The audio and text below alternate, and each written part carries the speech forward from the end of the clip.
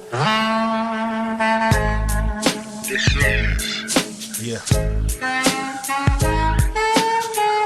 a collection of stories. Landover Legend Studios presents I've been through a lot. the I Can't Make This Up podcast.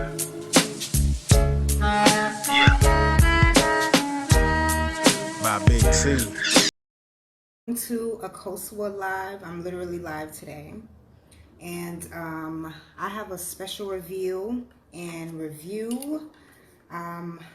going to be talking about one of my clients' newest releases, which is Malto. This is the front cover. You know, I'm not the dude that's just going around, saying wild stuff or nothing like that. Like, Yes. you know what I'm saying? Like, Yeah. this is who I am 24/7. You know what I'm saying? So it ain't gonna be no, oh, he's doing this for views or nothing like that. That's not the point of my show. Like I said, it's about my guests. It's not about me. Definitely. So, Akousa Cassaberry. Akosua. Akosua. Yes. Akosua Cassaberry. Yes. Welcome to the I Can't Make This Up podcast. Thank you for having me. Thank you. Thank you for joining me. Last time we missed each other. I know due to things coming up. So Yes. I'm glad we got the time to sit down and make this happen. Definitely. So why don't you introduce yourself to my audience? Okay. Hi, everyone. My name is Akousa Cassaberry. I am the founding CEO of Akosua, which is a publishing firm based in the Bronx, New York. And I help writers with all the phases from, writing to publishing. My clients come at different levels and different phases of their publishing journey. But we also, I have an editing team, an amazing editing team. And we help our clients, bring their books to life, bring their manuscripts to life. I'm married to my husband, Trevor, who you guys have seen. You've had him on the show. And we have a beautiful daughter, Madison. What else? I am originally from Ghana. That's where my family lineage is. I was born in Ghana, but I was raised in Harlem, New York. That's my home. I currently reside in the Bronx, but I'm from Harlem. Yeah. So at what age did you come to New York? I was a baby. So when my parents came here with us, me and my brother, I'm a twin. I have a twin brother. We were 4 months old. And so, I get the joke that I'm not really from Ghana. And I was born and raised in Harlem. I went to elementary school, middle school, and high school in Harlem. Okay. That's dope. That was people always have a perception of a city based on what they see on TV or social media, stuff like that, and it's always different. Like you would expect, what you see like downtown in Times Square, but then there's places like Brooklyn and places like Harlem and stuff like that where very different. It's like its own town. Yeah, so it's like 5 or 6 boroughs, right? That's correct. Yep. And anyone from Harlem will act like Harlem is its own borough, even though we're a part of Manhattan. But it just has a vibe and the feel of its own borough. You ever get back to Ghana? I actually went back. My gosh, I went back for my father's funeral. He passed away in 2017. He actually passed away while I was pregnant with my daughter. So, he never got to meet her, unfortunately, and she never got to meet him. But we went back in 2017, and I went back to Kukrantumi, which is where my mom and dad are from, the village. But we mostly stayed in Accra, which is like, the city. And that was my first time going back since I was born. And it was a great experience. Eye-opening, and just man, it was intense. I got to experience the funeral ceremonies and just the traditions that, the Ghanaians are accustomed to. It was a great experience. And the food I was familiar with, that was my favorite part, of course. Okay. Yeah, Trevor told me that you make a lot of cultural dishes. So, Yes, I'm sure he told you some of his favorites. oh yeah, most definitely. Yeah. Was it was it? I'm pretty sure it wasn't like a culture shock, but like you know, traveling back to homeland, sometimes the reception isn't always good. Was it different, or was it very embracing when you went back? Oh man, it was different. We had to get adapter pieces because the voltage is different. Hmm. And the service is slower. It Hmm. is slower. Obviously, if you're in a certain area, you'll get quick service if there's high 4G connection and high Wi-Fi connection. But it was definitely a slower pace. Everything just was slowed down, and you kind of have to adjust to that. And eventually, I enjoyed that aspect of it. Like, it was different. It wasn't that fast pace hustle and bustle that we're used to. It was way more slower. It was just way more slower and cool. And that was something I've never experienced before, and something that was memorable about going back. Okay. Yeah. So do you write yourself? Yes, I do. I've been writing since middle school. My dad is a writer. My dad was um, he was a grammar snob. He was very strict on us with how we spoke, and he didn't like slang. We couldn't bring slang home. He'll correct our English constantly. He was very consistent. And so, we get our writing. I know I get my writing from him. He was, my godfather, and we like to call him a prolific writer. And it definitely, he passed that down onto us, his children. So I wasn't writing. My favorite genre is poetry. And I didn't start writing poetry until college. So I was writing like essays and fiction, nonfiction.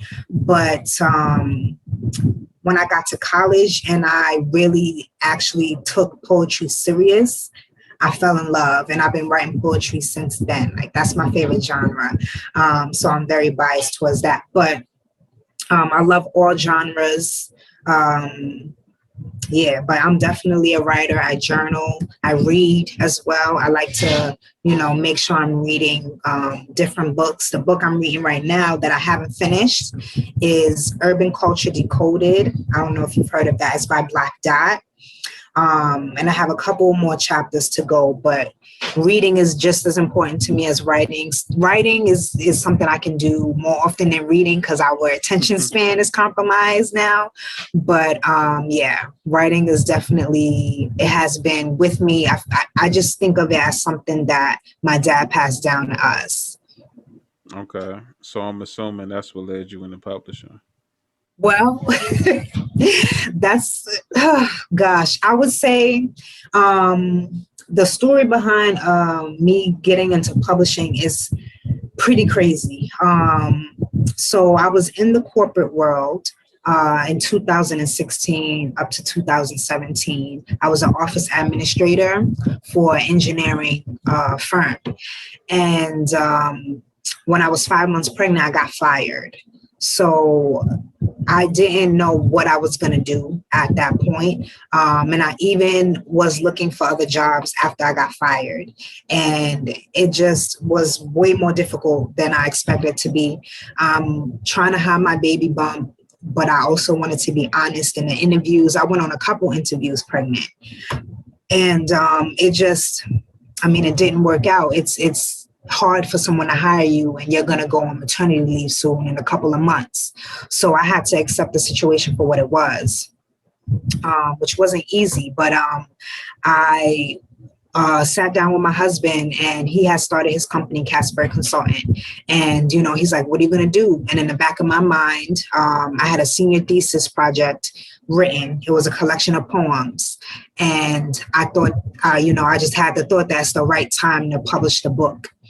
And so, my husband's like, all right, if you want to do this, you have to create a business around it. So you're not the cliche struggling writer. So that's what I had to do. And, we realized that was my primary skill set, was my writing and editing. And that's how I got into publishing. Because for me, I knew I wanted to become an author, because that was something that my dad did. And, at that point, it was something I knew I could do too. But I kind of, I didn't think that I would do it so soon. It was something like, I'll do that later. I'll do that, when I turn this age. And it happened sooner than I expected. And I haven't turned back. I haven't looked back since. That's dope. I always think about how people become or have certain careers. Like, a lot of them don't choose it; it chooses them. Yeah. So Yeah. taking something that you felt passionate about and making it into your everyday life, and Trev said you build a business around it. So Right. going from working in the corporate world to work being self-employed, it's like it's a big change, and I bet it feels nothing like sitting in the office punching the clock. Nothing. Completely different. It was a whole new world. And man, I just, it was just, it felt right. It felt right. Okay, so Yeah. you've been doing that since 2017.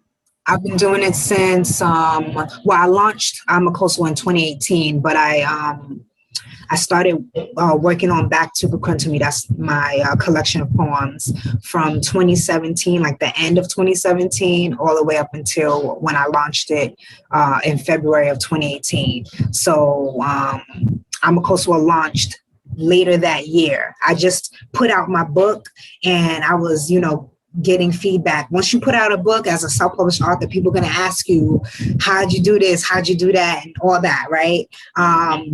And so I was able to become a consultant, but I didn't have anything official. So, gradually down the line in November, that's when I launched Akosua to make this legitimate. Like, this is going to be something that's established. So I'll be going on 3 years at the end of this year, November. Okay, was it difficult getting off the ground back then? Oh my gosh, I'm gonna have to say no. Compared to the rut that we're in now, I'd say no, it wasn't difficult. It was a low cost investment. I was able to do a lot of things virtually as well. So, you have to pay for Zoom, a website, but all of that costs less than $1,000, to get started. So it wasn't hard. The only thing that was tricky and remains to be tricky is the marketing, which, I had to segue out of the editing and the writing, mostly the editing part, and the publishing part. And now I got to be the one that's marketing, and it's a totally different world from anything editing, writing, publishing related. But it still is important to, reflect all of those other parts. But I would say marketing is definitely the hardest, the toughest one. I won't say hard, the toughest one, challenging. Okay, so is that the only book you have published? No, I actually have 3 books total. My second book is titled Dear Nice Girl, and that's a motivational quote book. And that has 50 quotes, 50 passages explaining each quote, and blank pages throughout the book. And Trevor has a motivational quote book as well. But that book came about from writing letters on Instagram. I was addressing myself as a nice girl because the one thing that came out of publishing Back to Kukruntumí And starting Akosua was how I am presented and looked at as a leader, what authority I bring to this conversation and to the industry of publishing. And it just was a natural thing that, clicked in my head of writing letters. Actually, let me rewind. I write letters because of Lucille Clifton. Let me make that clear.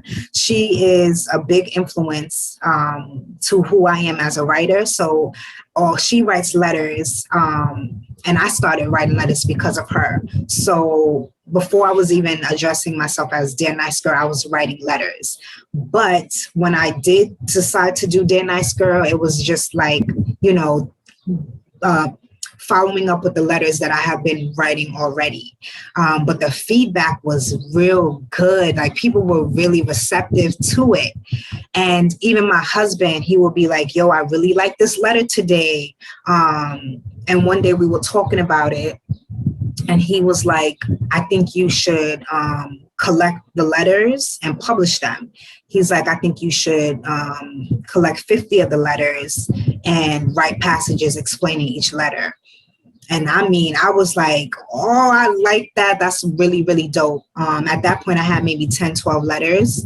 And so I had to write to get to 50. And it was just, people were really receptive to it. I was getting a lot of good feedback. And once I actually started putting the manuscript together, that birthed the Akosua motivational quote books. I actually have another client who his is about personal training, and he has 10 quotes and 10 passages. And so it birthed this niche, this niche style of writing for my clients, for me to be able to be like, all right, I think you should write this type of book. But the purpose of Dear Nice Girl is basically to motivate women, entrepreneurs, and motivate women on their journey through entrepreneurship, and just, explaining how being nice, which has so many different connotations, but from my experience, it had a more negative connotation to leadership than positive. And so I just, spun it on its head to show it as an asset versus a liability. And yeah, my latest book is Why Every Pregnant Woman Should Write a Book. And that was birthed because of my experience of getting fired while I was pregnant. It was really traumatic. And it was, it wasn't the first time that I was laid off. I had been temping before I got my position as an office admin. I've been temping for a whole year. And, in the temp industry, it's really fast paced. You might have a gig for a week, for a day, for 3 months, and you're, hoping to get permanent. And so I had been laid off while I was temping, but this time around, I mean, I just was in a vulnerable situation, and I couldn't, put myself back together. It took several months for me to really get myself together. It was even tough to talk about finances. Really, really tough to talk about finances. And so that book, is the birth of going through that experience and coming out of it to where I am today. And I actually have 4 other women who are mothers themselves, who share their stories, powerful stories, and who have played a huge role in my experience through pregnancy and motherhood. And we're just sharing our stories with the world. Listening to your story about being fired, you would think that they would teach a class on what to do once you're no longer employed, and how to, counteract the situation, because, not everyone is blessed with someone in their life that'll, build them up and encourage them to not give up, even though they lost the opportunity or they was let go for a company. Like, encouragement and, uplifting somebody beside you should be, a national anthem. Yes. That's what Man. that's what we need, Ooh, but yeah. not everybody. It's so much ego driven, people that, we consider what the normal everyday person is, Right. and not that I'm saying that I'm perfect or better than the next person, you Right, know what I'm right, saying? right. But, Yes. I'm considerate to the most Right. part. And me being like a neutral person, I could see both sides of the fence. I've been where you've Yeah. been, and you can see that it affects others harder than it does, what I'm saying, Yeah. other people, you know what I'm saying? Yeah. So it's not hard to, because we live in such a capitalistic society, they don't focus Mhm. on that, because if they taught you entrepreneurship in school, there wouldn't be point that, they won't have people to fill these jobs to keep Right. the machine going. Yes, definitely. Man, it was eye-opening because I will say, I had to learn a huge lesson. Going through that experience, at least, once you are removed from it, you can see the lesson that, you needed to get from that experience. But I had a lot of growing to do myself. And just, accepting myself, accepting my life, my situation, and, building myself back up, picking up the pieces where I lack, holding myself accountable. What does that mean? What does that look like? Am I taking care of my, mental? Writing was a huge role in helping me build my mental back up. But yeah, everything you said was just on point. So essentially, your writing was like a form of therapy. Absolutely, absolutely. And it's, the one thing that I enjoy the most about publishing is going back and looking at my work and just enjoying it.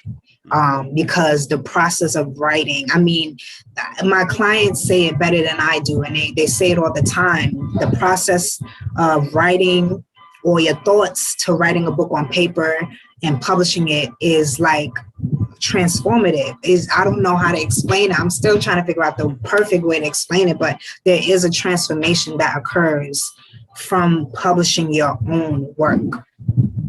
Yeah, I definitely see that. Like, to to see the product of a thought you had in your head coming to life, and then make an Yes. impact not only on your life but someone who actually took in that Yeah. information and utilized it.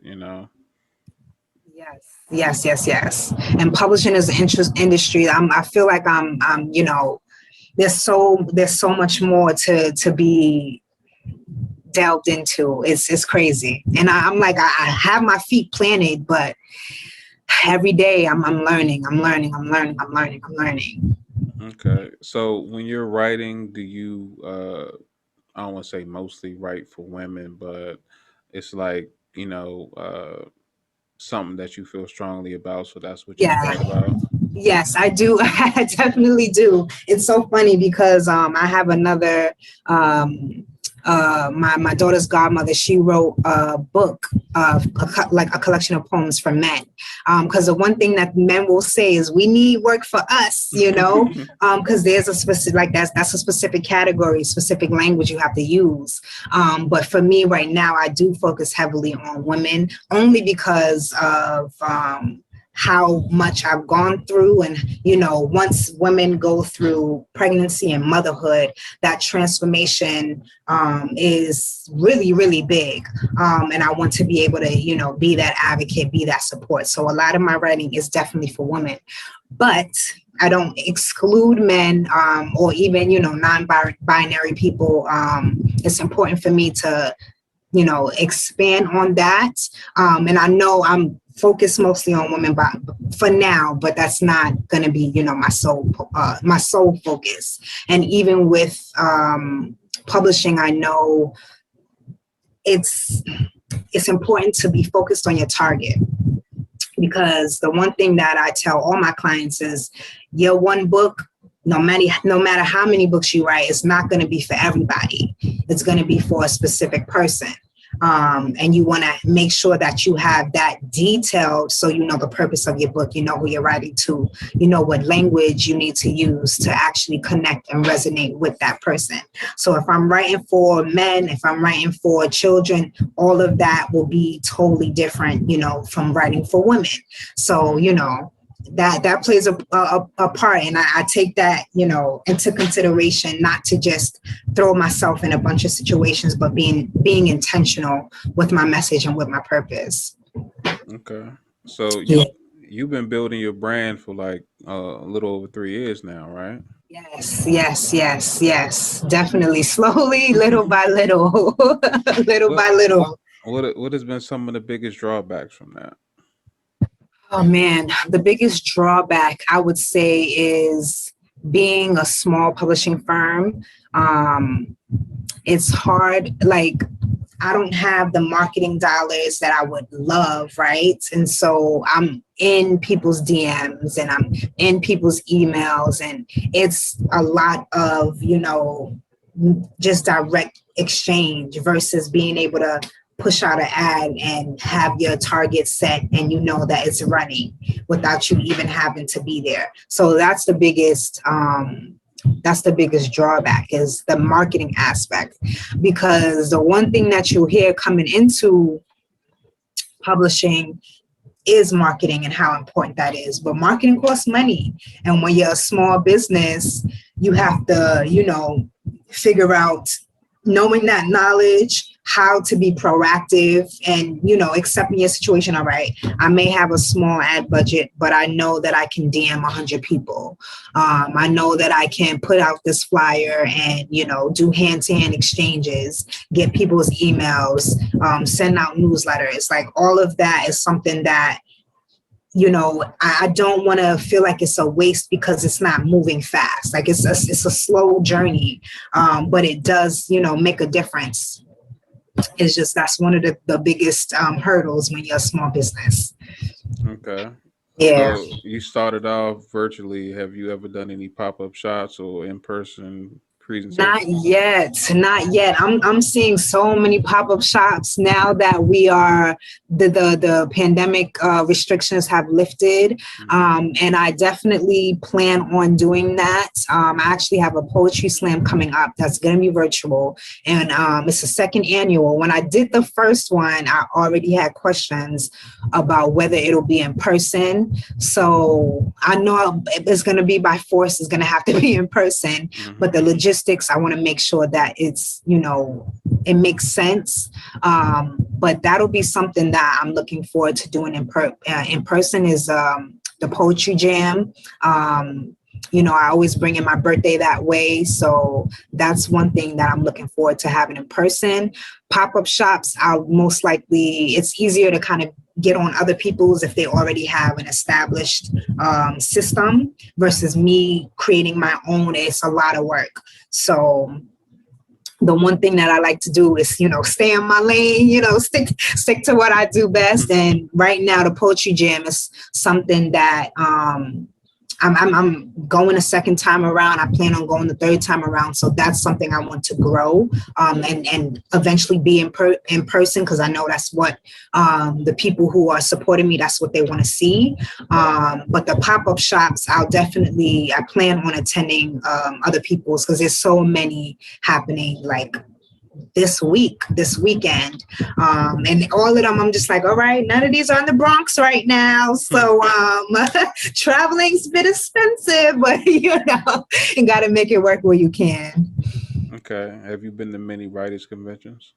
Oh yes, not all of my clients. A lot of my clients have book releases once they publish their books, and I'm always in there ready to support, because I mean, to see your clients perform their work is just, I love it.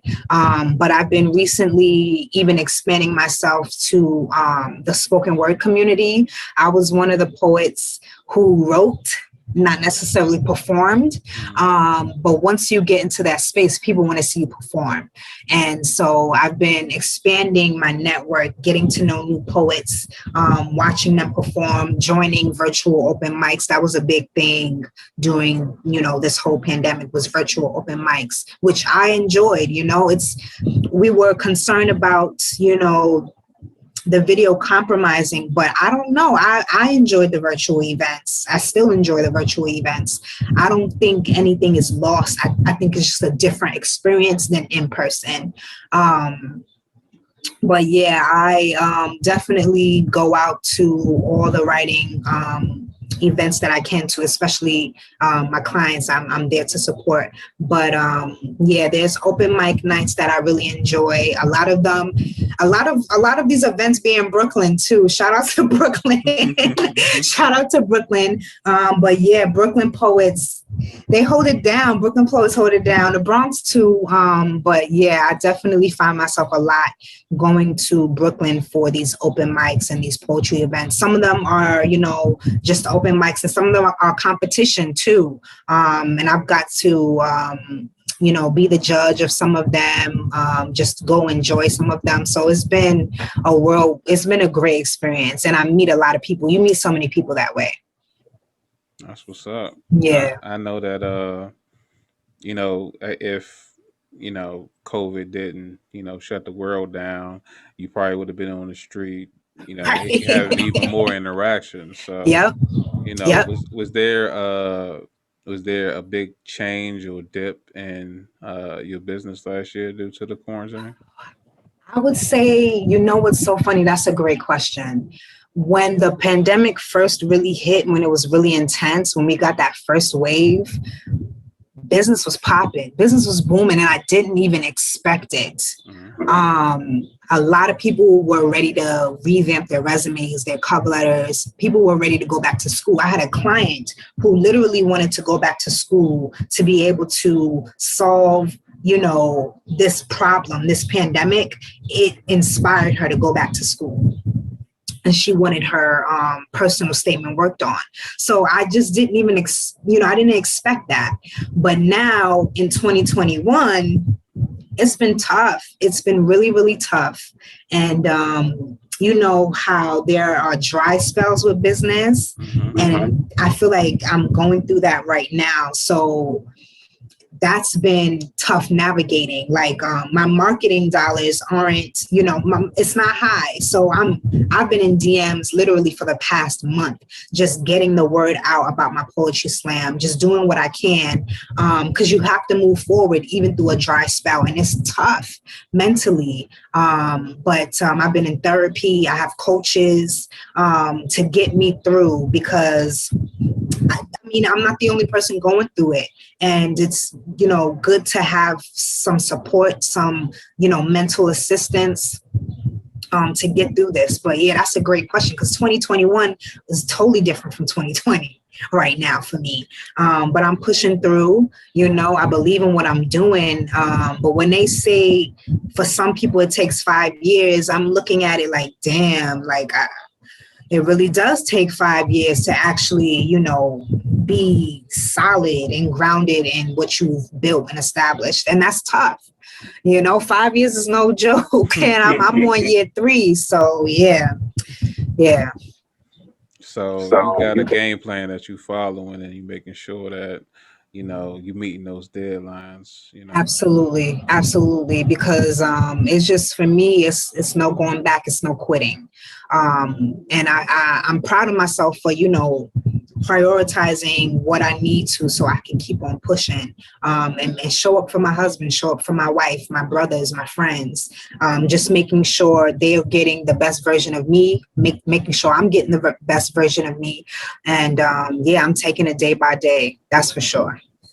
So your client's age range, says you have more I would say people like older than, above their mid 20s, or would you say it varies? It all depends on you know, who you have on a normal. Oh, I definitely have. Most of my clients are mid 20s, Mhm. even some 30s or early 30s. I've had my first child client, which was amazing. But yeah, most of my clients are definitely mid 20s. I have some clients that are in their early 30s as well. And now we've expanded to children as well. My youngest client has been 10 years old. Okay. Yeah, she's really, really dope. Really, really dope. Okay. What did you help her with? So she wrote a collection of short stories and poems, and her name is Serenity Marbury. She wrote 10 years, her book is titled 10 Years of Serenity, and basically it's, have you heard of the book Chicken Noodle Soup for the Soul? It's like a book for teens. Yeah. So she has her version, but she basically, you know, opens up the reader into her world as a little Black girl, you know, living and existing in America. She has short stories and poems about Rosa Parks, Martin Luther King, time travel. She even, you know, talks about sea rise levels, sea rise levels, and the military. It just is a combination of all of those experiences that she's had. She talks about uniforms. She has her own opinion on that, right? She is basically just, you know, bringing the reader in on her world, how she sees the world through her eyes, and most importantly, how she sees the world as a little Black girl in America, living and existing. That's dope. Yeah, It's rare that you hear about, like, you know, child prodigies or, you know, children of color doing something great yes. like that. So I'm glad that you were able to help her out and highlight Man, that. it felt really good. It So felt really, really good. did that bring you you know, more clients, if not parents of children who were looking to start? Yes, absolutely. So there are, I won't, you know, say too much, but there are definitely parents who are eager to have their children become authors. And I've noticed there's just an influx of kids ranging from her age and even all the way up to 17-year-olds. They're very receptive to the idea of becoming self-published authors. And they want to know, you know, what the process is like. But I also ironically have a lot of parents who want to write children's book now. And so I was able to get an illustrator, and I have a lead editor who, you know, is the lead editor for all of our children's books.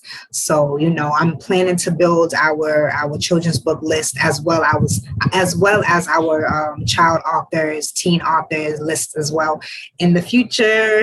We're getting there. Okay. So having you know, starting your own business and working from home and, you know, being a mom, you know, Black women wear a lot of hats, and, you know, they're superheroes in that regard. So Yeah. how do you have downtime with everything that you have going on? I prioritize it. I definitely prioritize it. So my calendar is like really important to me. Mhm. My calendar helps me, you know, be able to make sure that my day is, I can check my boxes. But what I like to do simple things, because I always say simple doesn't mean easy. So for me, it's important for me to take care of my hair and my skin, and just my body. So when it's time for me to, you know, take care of that, I let hubby know I gotta, you know, take some time. You know, you got this. And that's one of the biggest changes that I made. I didn't spend this much time just taking care of myself ever in my life. But that's the one thing that I make sure that I'm consistent on. And I've been consistent since I gave birth to my daughter. And that's been like, it's just been a powerful experience. And, you know, if I can go out with my girls from time to time, that's something that's really sweet. But I've learned to enjoy my own company and enjoy, you know, what makes me happy. Writing is also a big thing. If I could set aside time to write, and it doesn't have to be for a long time. 15 minutes for me is good. Like, I'm proud when I can say that I wrote for 15 minutes and I put in that effort. For me, it's the small things, you know, that matter the most right now. So those are what I put the most focus on, you know, at the moment. Make sure I'm drinking water. holding myself accountable to do that. Like those are the small things for me that I'm able to just continue to do, because that consistency, I've reaped the benefits from that, to be able to feed myself and always so I could show up for, everybody else. Okay. Yeah. So, was there anything that you missed last year that you can enjoy now that restrictions have been lifted? Man, I would have to say going to the events. Going to the events. We actually we're going to a movie premiere next month. We have a wedding that we're going to. Like I'm happy that we're getting to do those outdoor activities again, for sure. Going to these events. That was the one thing where I realized, like, dang it, I like going to events. I like going to events.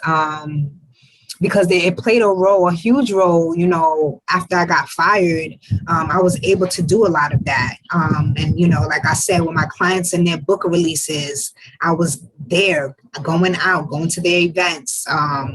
And for that to have been gone, it was interesting. It was definitely interesting. And now everything's open back up. So my calendar is filling up again with places to go, things to do. It's crazy.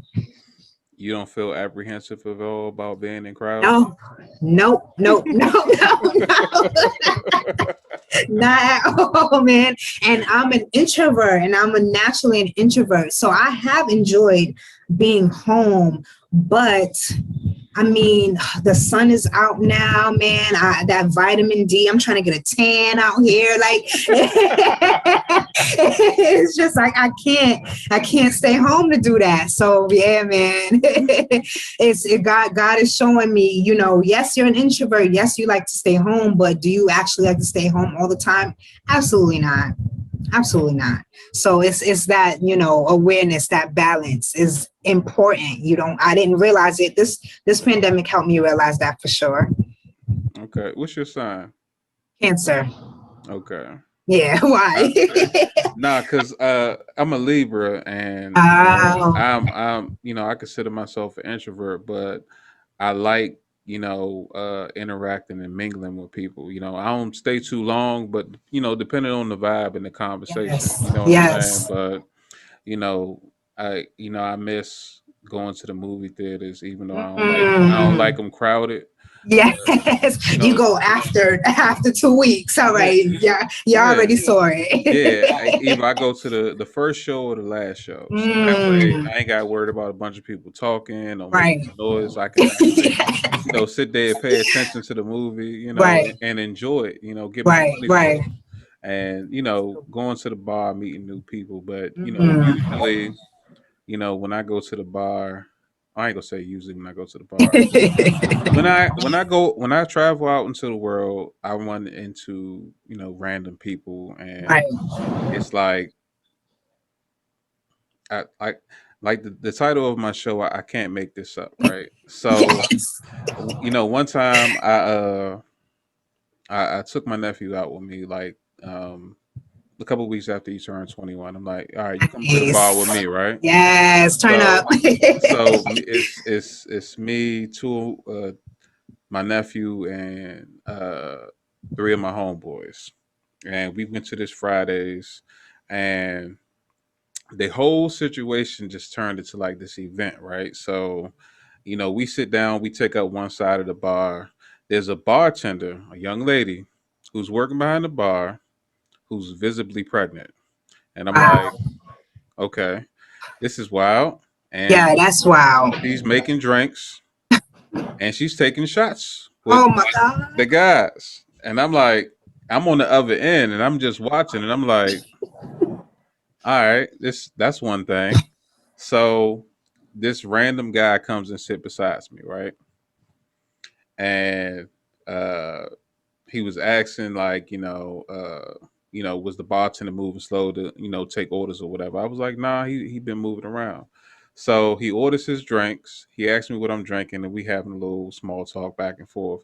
And he gets to telling me about some drink that he came up with that he had to make. And I'm like, okay, that's nice. And I'm trying to like go back to watching the game or whatever, right? He orders his drink. He says it's real good. You should try it. And I was like, all right, I'll probably order one next round or whatever. He said, nah, man, you really gotta try it. He takes his straw out of his drink. He puts it to my face, and I'm like this. And I'm looking out the corner of my eye. I see the bartender. The bartender stopped. He was washing the cup. He looking. He like, you better not drink that drink. And I'm like, nah, I'm good. Wow.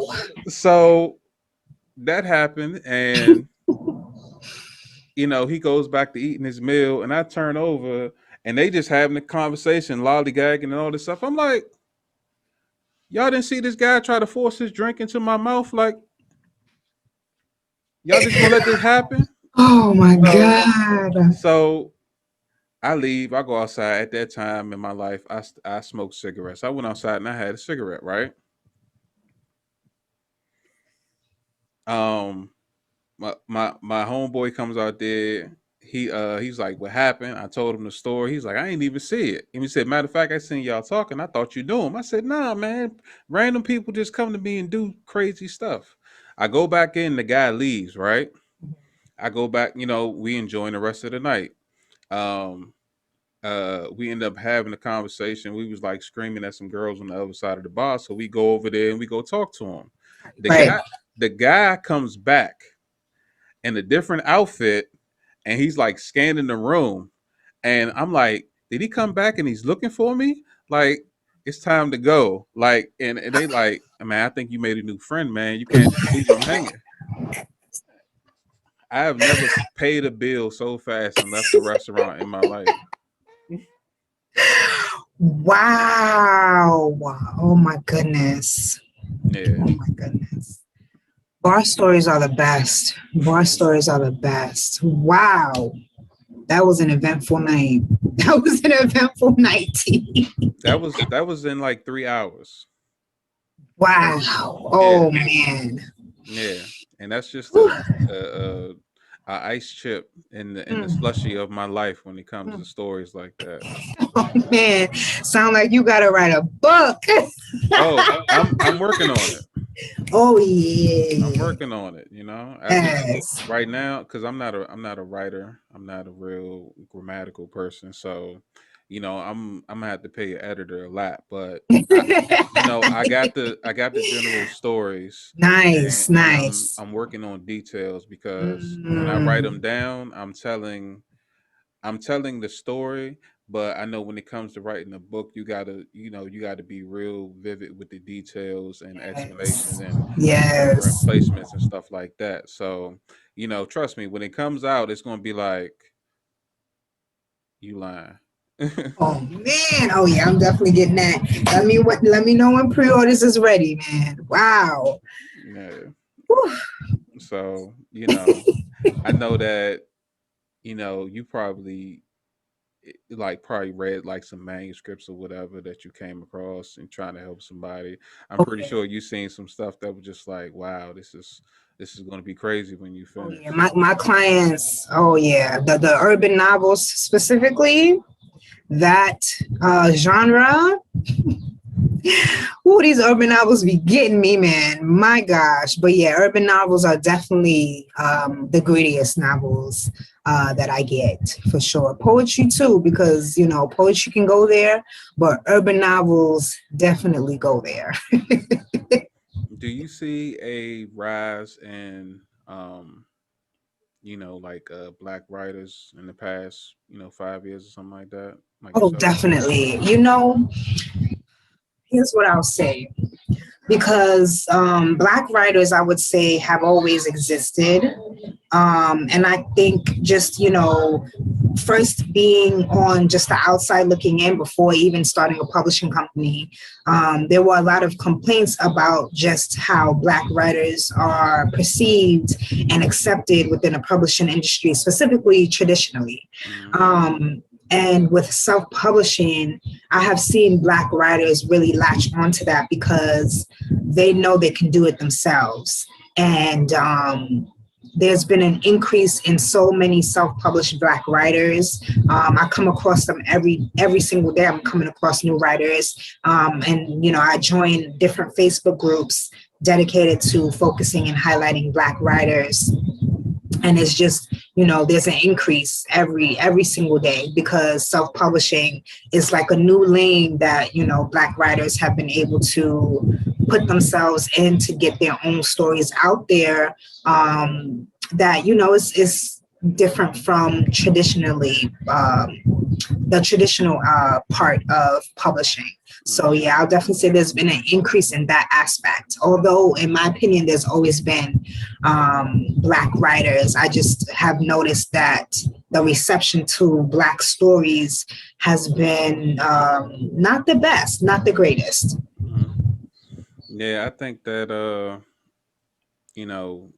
once we stop as a country, or as a populace, stop segmenting people by Black writers, white writers, whatever. I mean, because you don't really hear the word white writers, you hear Yeah, Black writers. You know what I'm saying? Like, definitely. just be a writer, a fiction writer, autobiography writer, Yes.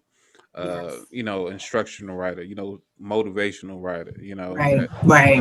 respect my penmanship, not, I mean, respect the color of my skin as well, but, Right. Right. don't single me out, So, Yeah, man, that's a great point. It's always so tough, and I have those conversations a lot too, because the one thing that me and my husband talk about is, is that used for marketing? Is it even beneficial for us to put that before writers, put Black before writers? It's an ongoing conversation. I don't know. I'm still, not even sure how I feel about it, because the one thing I will say is Black writers have a different experience, a unique experience, just based off of culture, hair, skin, lineage, that, is different from other cultures. But like you're saying, we should definitely be able to exist as just a writer for whatever it is, as just a motivational writer, or urban novel, or a sci-fi, or a psychological thriller, like whatever the case is. So yeah, that's a good point. A point that topic gets discussed to this day, on that aspect of putting Black before calling ourselves writers. Yeah. I mean, it's great, because when you do that and you got people that want to support you specifically, or support a Black person that's just starting up, that's what we have to do as a whole, Right. to, what I'm saying, Yeah. distinguish ourselves from somebody else, not to take away from, work from anybody else, but Right. that's what my focus is. Yeah. Oh, that's a great point. That's a great point. Yeah. So, do you draw most of your inspiration from your poetry, or is it, like multiple books that you've read, or things that you've watched by the writers or whatever? Oh man, I definitely draw a lot of inspiration from reading, um, poetry especially. But I want to actually explore new genres. I'm thinking about writing an urban novel myself, and so I've been expanding the type of books that I read. Especially, with urban novels, I've been reading those a lot more. Um, and I'm trying to figure out, where I can fit in within that genre.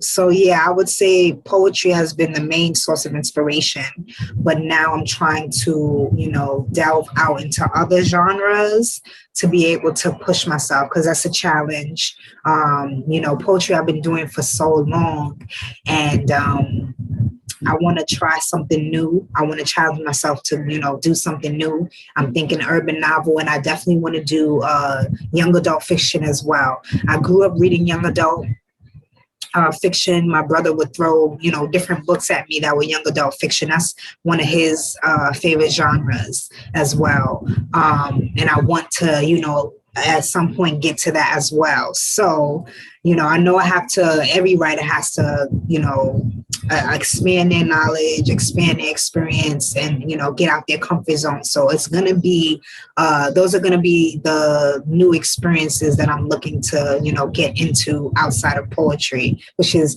I'm biased. That's my favorite genre, but I know I need to get into the other genres as well.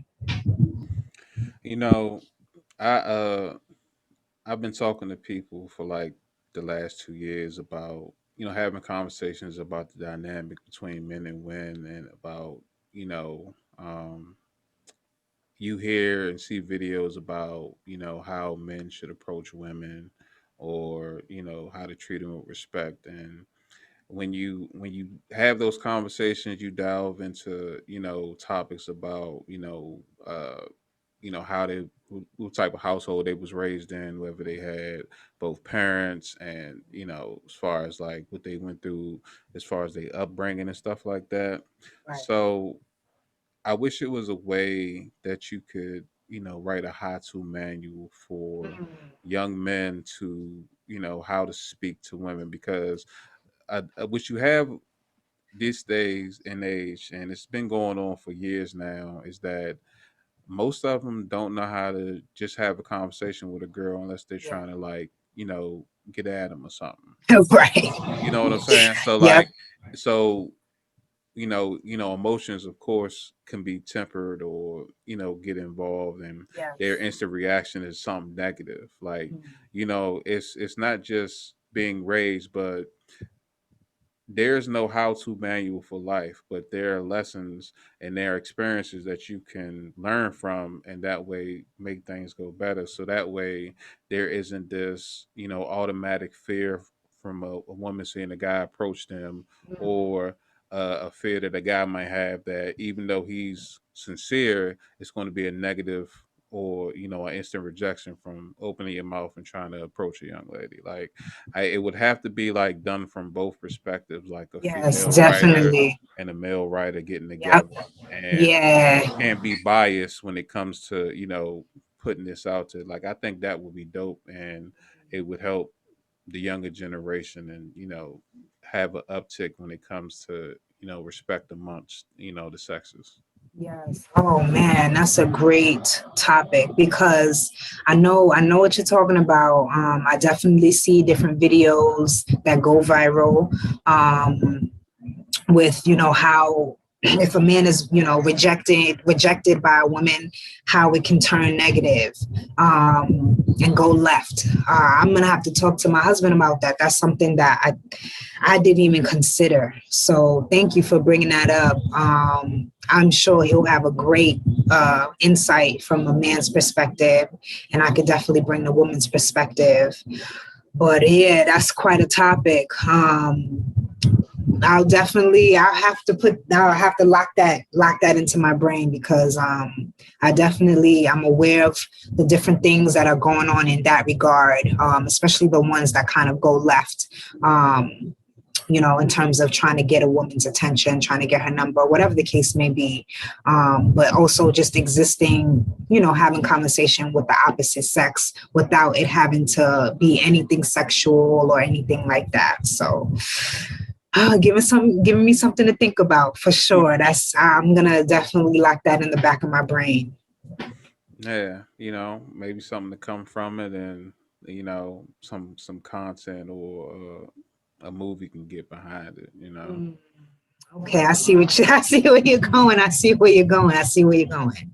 Yeah, Definitely, definitely. I'm always, even as a kid, I can remember having ideas, but never really put nothing behind it. Like, so now I'm at a point in my life where I can find resources and information to make those happen. Like you, I don't have the capital yet, Yeah. but I'm working on it. Yes, definitely, definitely. Absolutely, man.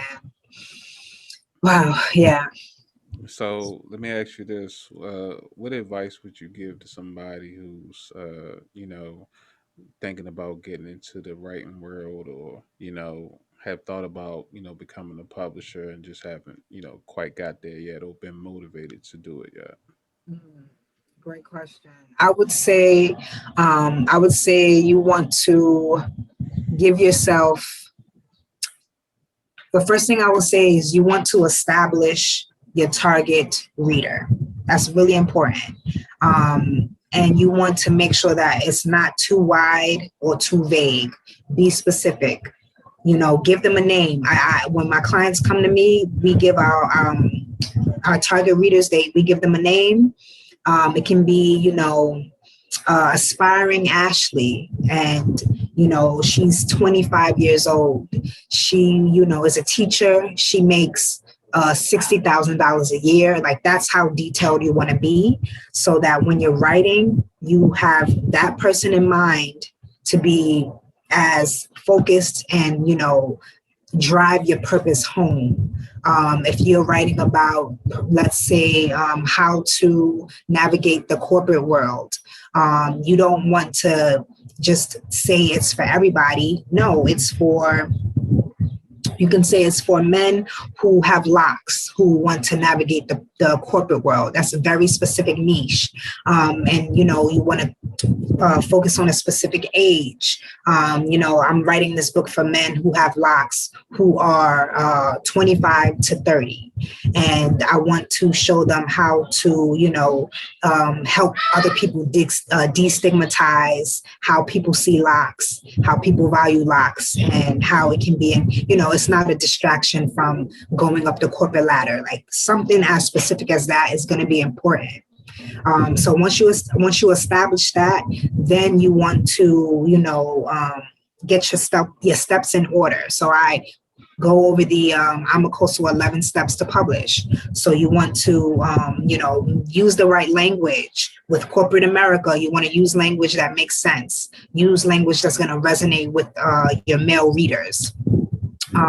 You want to have you want to get prepared. Give yourself at least 12 to 18 months. And that's from the writing phase all the way up to the publishing phase. And you're going to see a lot of different fads. Unfortunately, in all industries, it's a part of it. People have different fads. So you might see 24-hour author, 48-hour author. I don't push that myself, because I would say you want to give yourself at least 4 months to actually write. And if you can write faster, great, right? But don't put unnecessary pressure, and don't rush it. It's not going to benefit you in the long run. You want to put all your time and energy, get your pre-order strategy together, get your release date plan together. You want to have a pre-order strategy and run pre-orders for at least 30 days minimum, right? You want to get your media kit together, right? So if you need to contact some podcasts, so, you let them know, hey, I'm releasing my book in 30 days. Can I come talk about it? Can I come share my message? And make sure you're going to the right platforms that, will be, that will connect with your readers, that will help you build an audience. Your mailing list.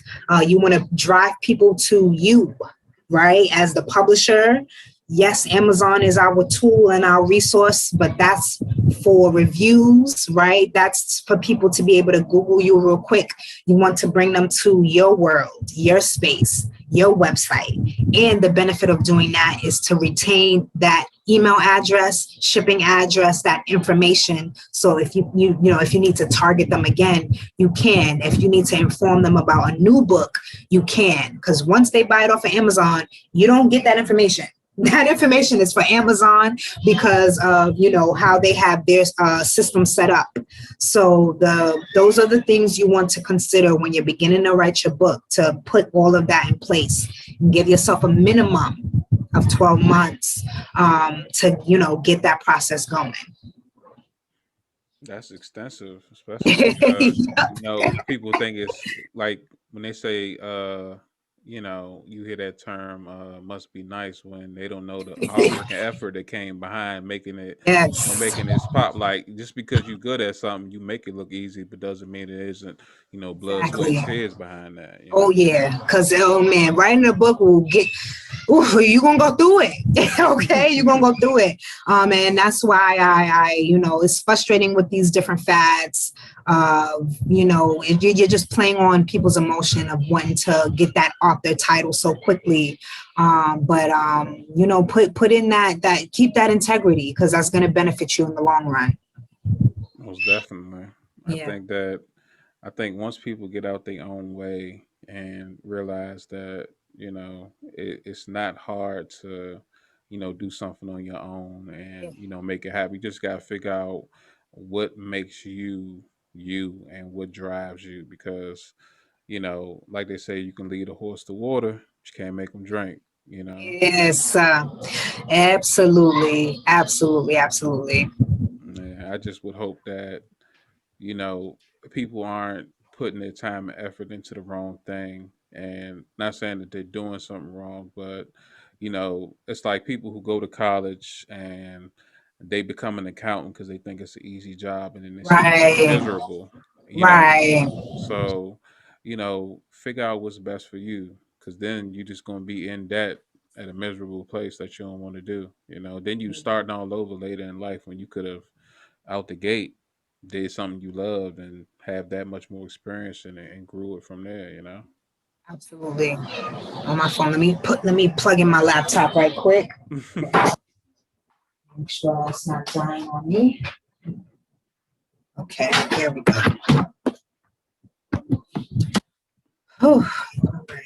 Cool. Thank you. Sorry about that. Nah, you good.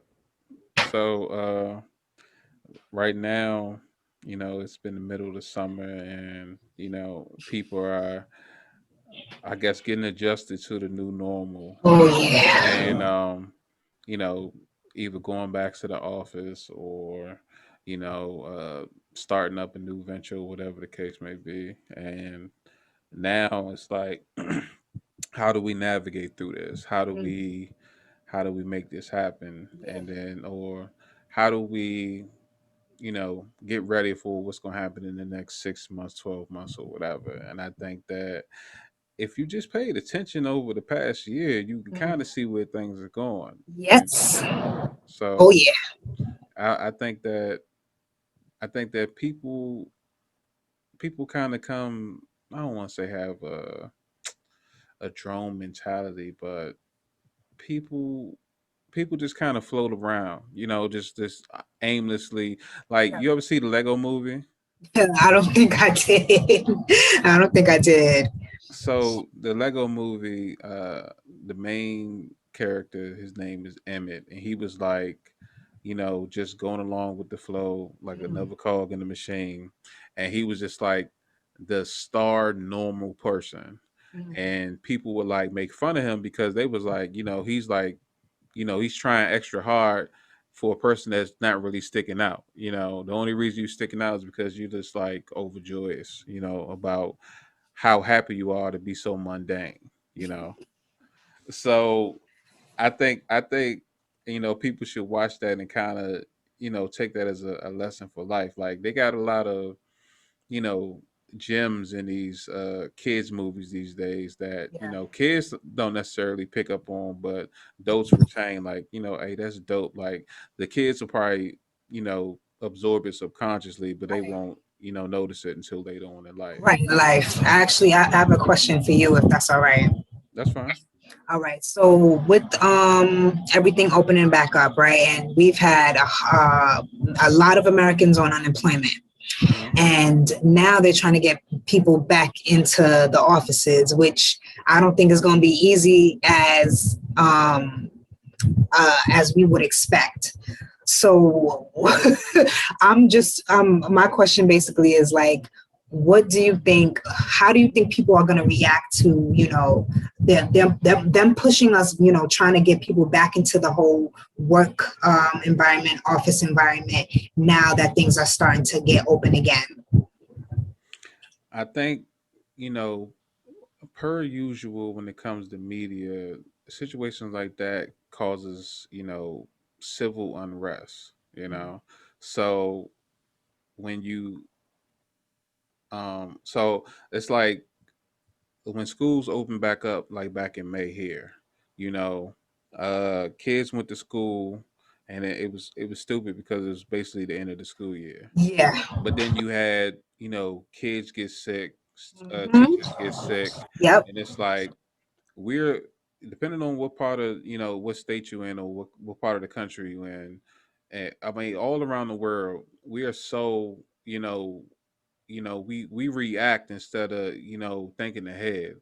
So Yeah. it's like when COVID hit, we reacted to it when Obama. Grocery store. Yes. So Obama, he spoke about a possible threat like this happening. So instead of having some type of plan and putting some type of effort behind it, now we scrambling.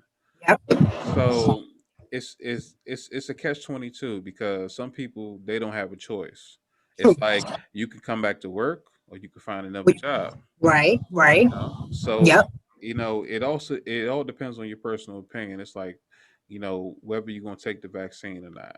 You know, Mm. so Yeah. all these things are there's no general answer for it. You know what I'm saying? So for me personally, like, I was blessed enough to be an essential worker.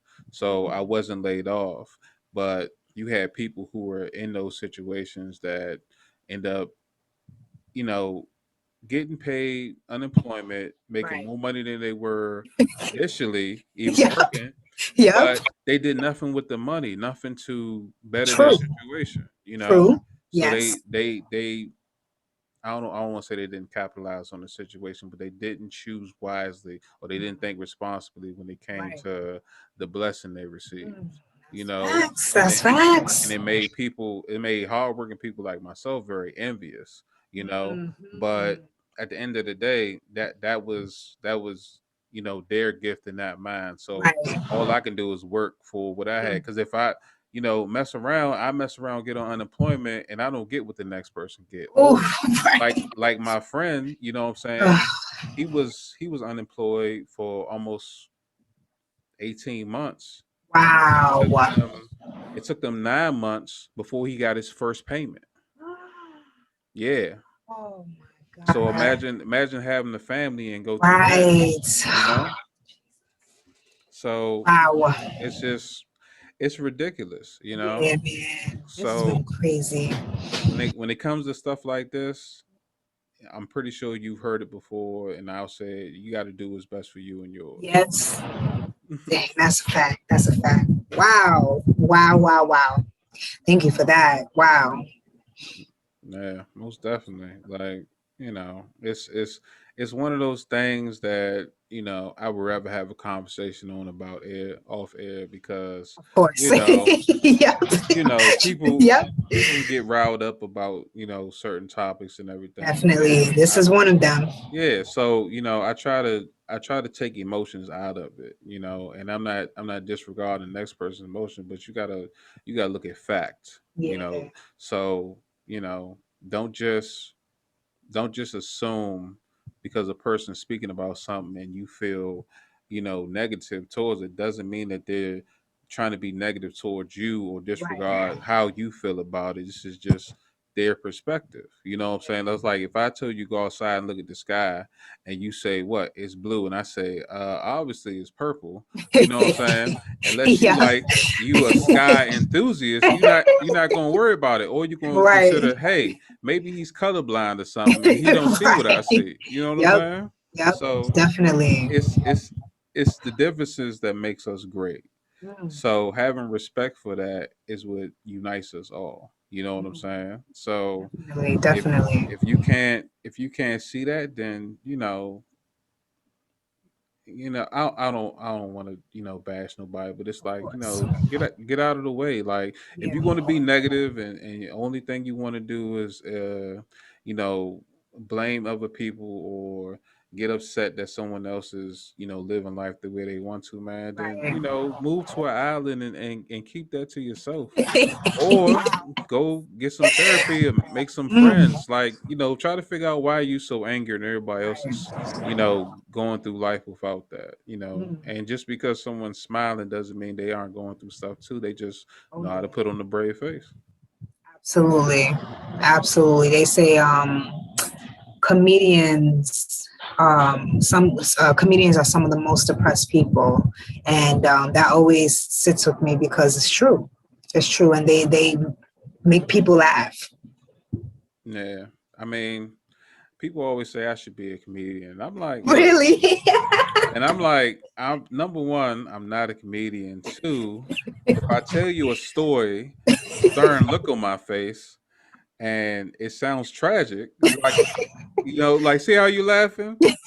This is not a performance. I'm just talking. You know what I'm Right, saying? right, right. So I can't say that I'm the happiest person in the world, but I'm very jovial. You know what I'm saying? Yes, But yes. I'm not the type of person that goes around smiling from ear to ear. Like I have a very stern demeanor and a stoic presence. So people always assume the worst about me. Oh, he's upset, Wow. or he's this and he's that. And Yeah. I say whatever. Just don't cross me, and I won't throw you through no wall or nothing like that. Okay. Yeah.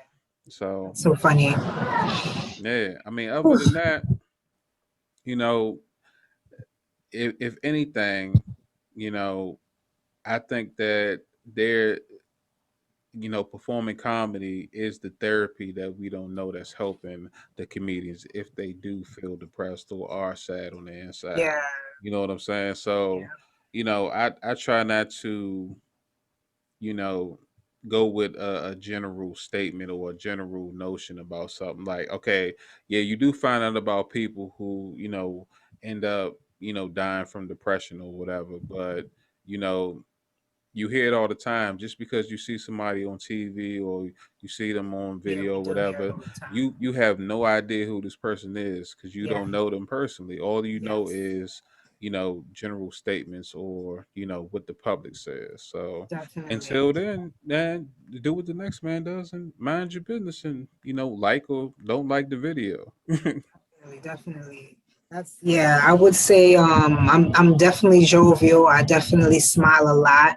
Um, but I get that from my mom and my dad too. My dad had a great smile.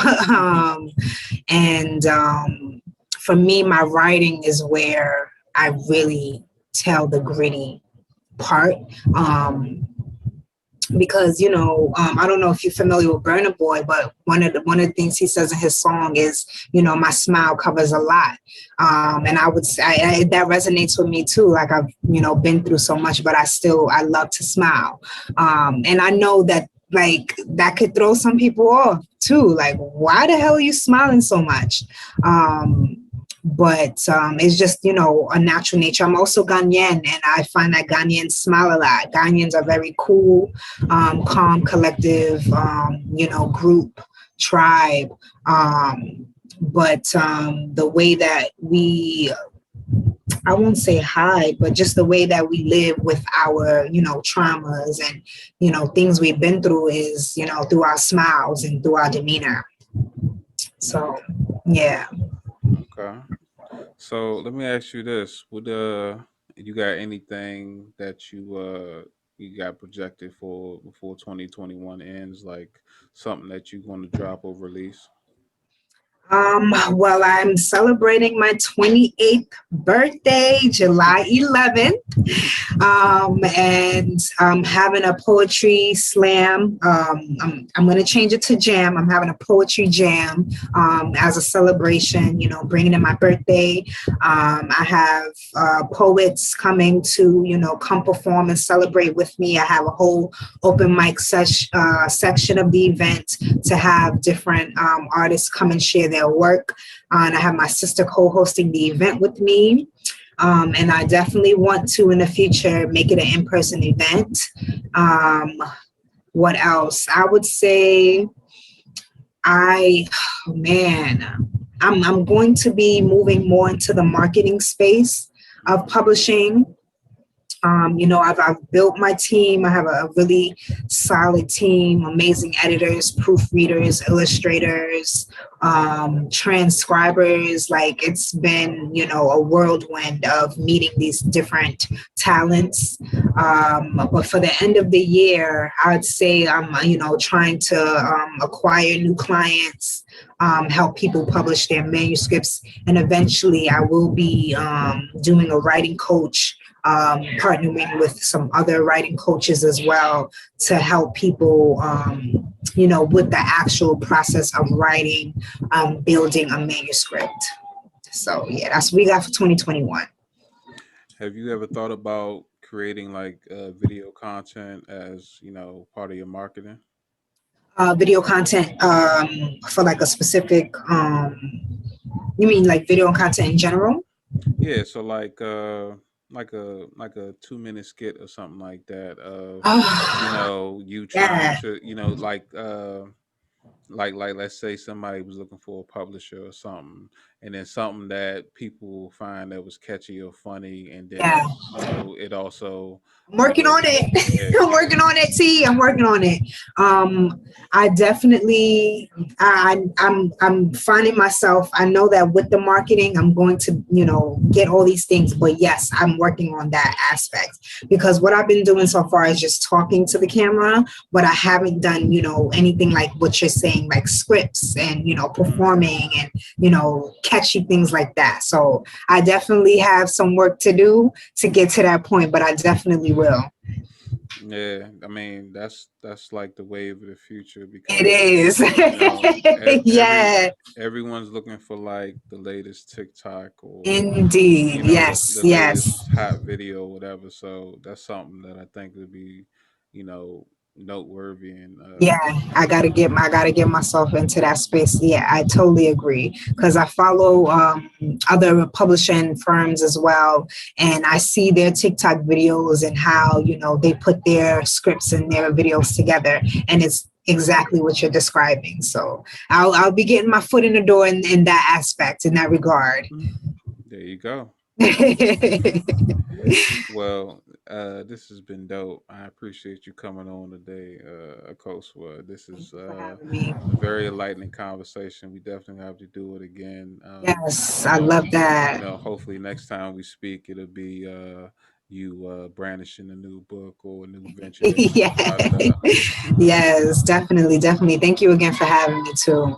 Most definitely, most definitely. So, why don't you let the people know where they can find you at? Absolutely. You can find me at amakosua.com. That's IMAKOSUA.com. You could book a free publishing consultation. It won't be free for long.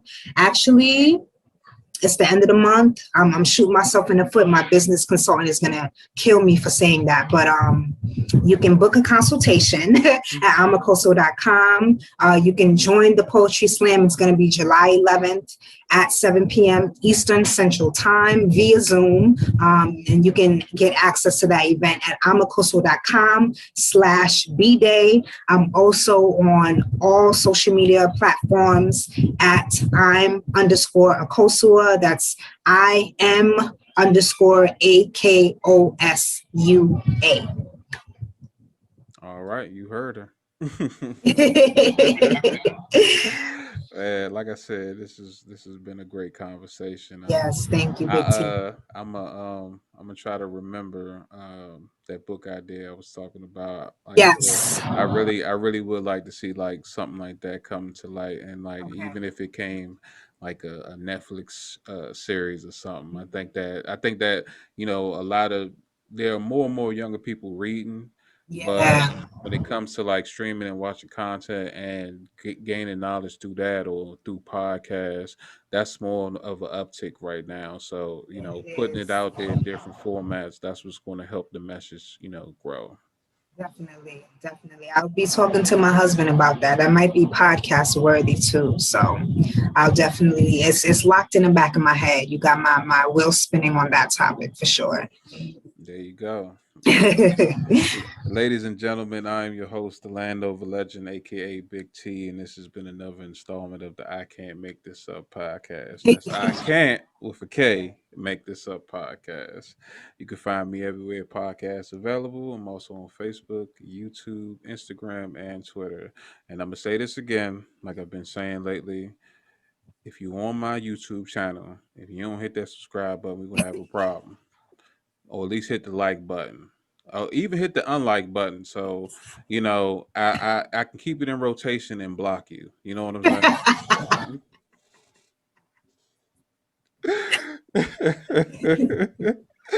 But no, seriously though, man, I appreciate all my listeners and everybody who's been with me on this journey. It's been almost a year now, and things have been progressing and been great. So I get to meet great people like this young lady right here and her husband and everyone else I've had on the show and who gonna be on the show in the future. So thank you for taking this journey with me. And until next time, peace. I can't make this up. Being the wingman got me punched in the face by this crazy chick. I can't make this up. Gave this cool old man to ride home, now I'm harboring the fugitive. I can't make this up. Pinned between the fat chick and the speaker, now my shirt smell like her backside. I can't make this up. It's all bad cause my man about to get stabbed in his hand over french fries. Bet. I'ma let T tell you that story one day, man. It's a good one. And I'ma let the Landover legend do the rest. I'm out.